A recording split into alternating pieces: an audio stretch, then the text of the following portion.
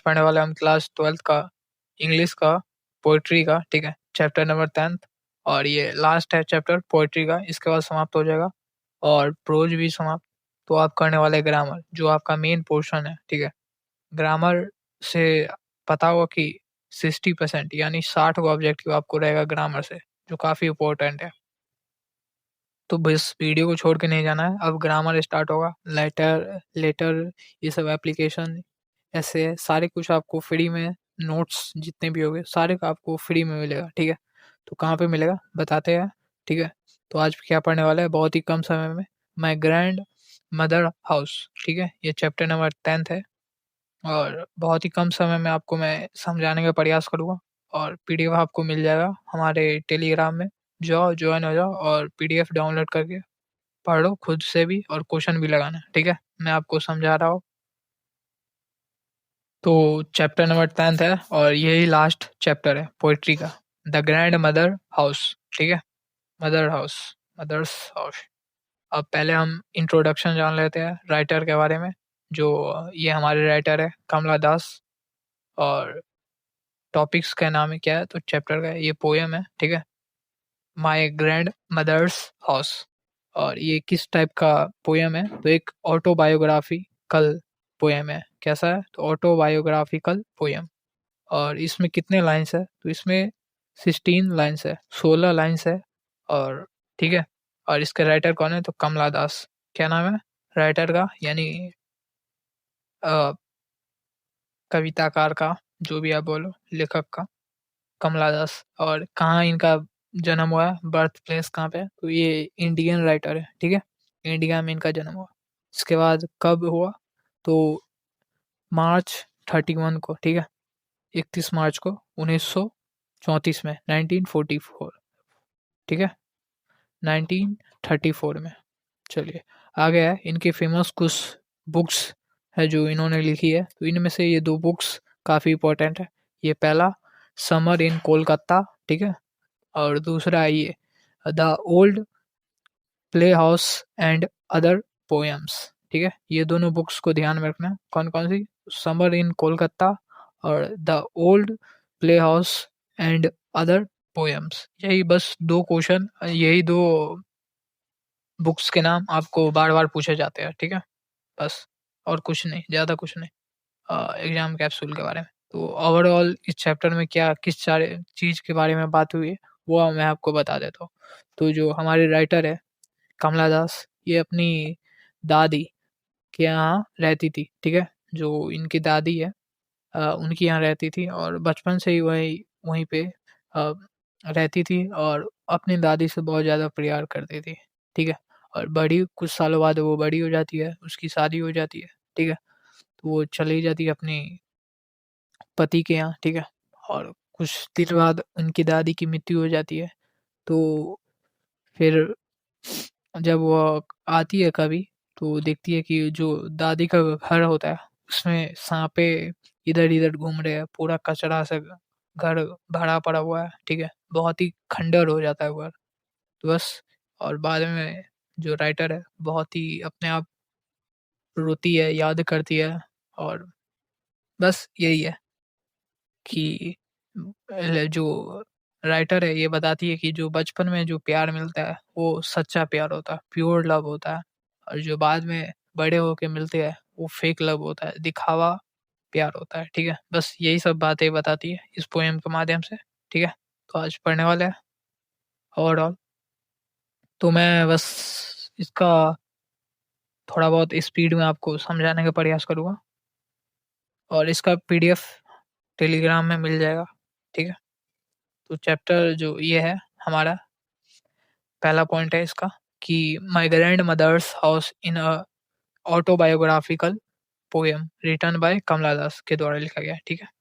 ये क्या है, तो एक आत्मकथा है, ठीक है। आगे, Kamala Das has earned a respectable place in both English and Malayalam literature, ठीक है। कौन सी भाषा में, इंग्लिश और मलयालम साहित्य के दोनों सम्मानजनक स्थान प्राप्त किया है, ठीक है। इन दोनों भाषाओं में इन्होंने क्या, तो एक साहित्य के क्षेत्र में एक सम्मानजनक स्थान यानी कि बहुत ही अच्छी इन्होंने जो फ़ेमस यानी कि स्थान प्राप्त किया है कि अच्छे कवि थे इन दोनों के, ठीक है? इन दोनों लैंग्वेज के। कौन-कौन सी? तो इंग्लिश और Malayalam.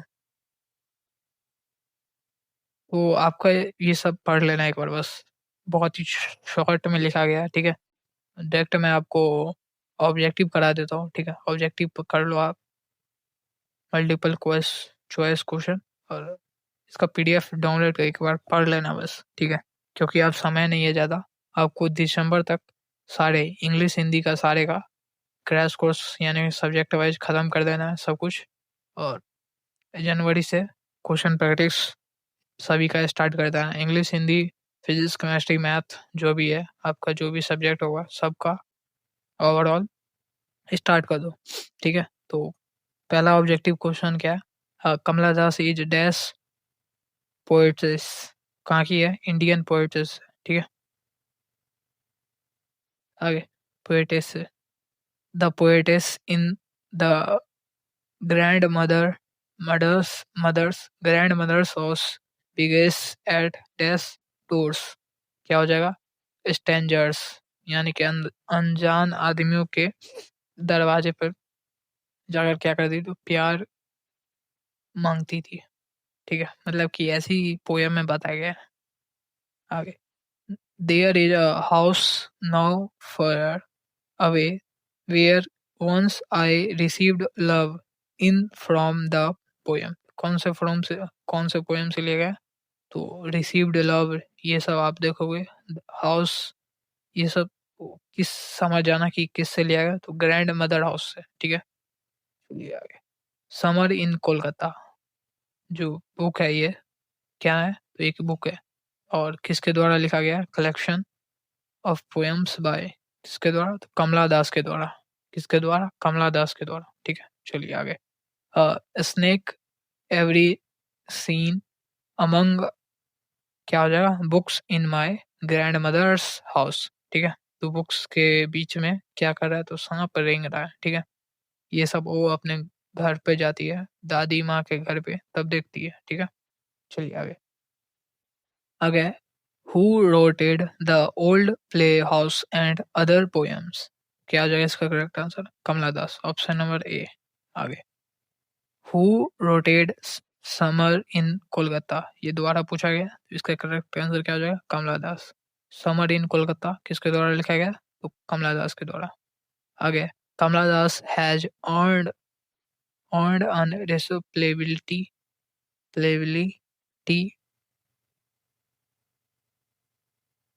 respectable place in sorry respectable place in both English and Malayalam क्या हो जाएगा? इंग्लिश एंड मलयालम लैंग्वेज, ठीक है? ऑप्शन नंबर बी इसका करेक्ट आंसर। आगे my grandmother house fell dash after her death क्या हो जाएगा? Silent option number C silent. घर क्या होगा? तो सोना हो गया, शांत हो गया दादी माँ की मृत्यु के बाद, ठीक है? How often I think of going there to peer through behind eyes of windows. It is from कहाँ से लिया गया ये line? My grandmother house, ठीक है? माई ग्रैंड मदर्स हाउस के। आगे the narrator in my grandmother house received loves क्या हो जाएगा? Love option number C. आगे dash spent her childhood day with her grandmother, ठीक है? कौन? कमला दास अपने दादी के घर पे क्या करती? तो समय बिताती बचपन का समय। कमला दास remembers the happy days spent in the sweet company company of their क्या हो जाएगा? ग्रैंड मदर के यहाँ। How many lines are there in the poem my grandmother's house तो इसमें कितने लाइन है? 16 लाइन्स है, ठीक है? 16 लाइन्स है। इसके बाद my grandmother's house is an poem by Kamala Das क्या है? एक ऑटोबायोग्राफिकल। क्या है? तो एक ऑटोबायोग्राफिकल है, आत्मकथा है, ठीक है? क्या है? तो एक आत्मकथा है। चलिए आगे। आगे है, Kamala Das was short story shortlisted for the Nobel prize. Kamala Das जो शॉर्ट है, जो लिस्ट होती है उसमें उनका नाम आया था, ठीक है? बस इनको नोबेल प्राइज मिला नहीं है, ठीक है? इनको नोबेल प्राइज मिला नहीं है, बस लिस्ट में उनका नाम आया था। कब आया था? तो 1984 में, यानी 1948 में, 84 में, 1984 में, ठीक है? चलिए इसका आंसर हो गया, ये इसका समरी हो गया। पीडीएफ में सारे कुछ मिल जाएगा। इसके बाद शॉर्ट क्वेश्चन आंसर सारे आपको, तो बस इसे पढ़ लेना है, समझना है। ट्रिक्स वाले हो गए जो पता चलेगा कि यहाँ से लिया गया है। स्ट्रेंजर्स, डोर, हाउस, बेडरूम, पीर, डार्कनेस, ये सब।